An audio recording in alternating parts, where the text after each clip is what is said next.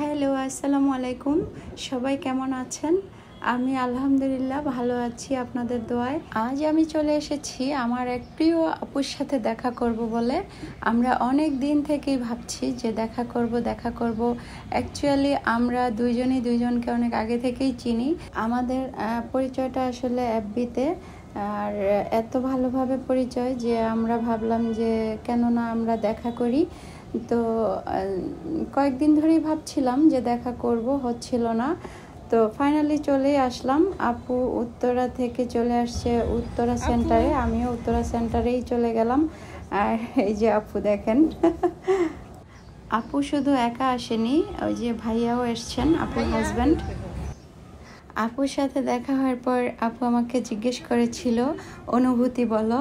তো আমার আসলে কি বলবো যে আমার কোনো অনুভূতি আমি বুঝতে পারিনি, কারণ আমার মনে হয়েছে যে আপুকে আমি অনেক আগে থেকে চিনি এবং আপু আমার অনেক পরিচিত আর বহুবার দেখা হয়েছে। আমার এরকমই মনে হয়েছে, আমার একটুও মনে হয় নাই যে আমি এই প্রথম আপুর সাথে দেখা করেছি।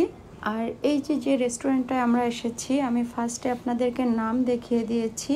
এটা উত্তরা সেন্টারে অবস্থিত। এত সুন্দর, মানে বলার বাহিরে। আর আমরা তো ঘুরে ঘুরে দেখছি। এই যে আপু এখন দোলনায় বসবে, আমিও বসবো।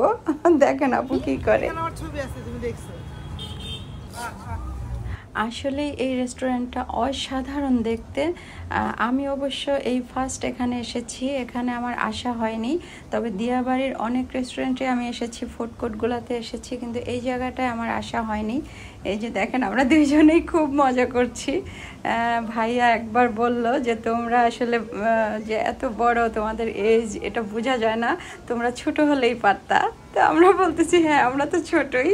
তো একবার আপু আমাকে বলল তুমি আমাকে ধাক্কা দাও, আমি আবার তোমাকে ধাক্কা দেব।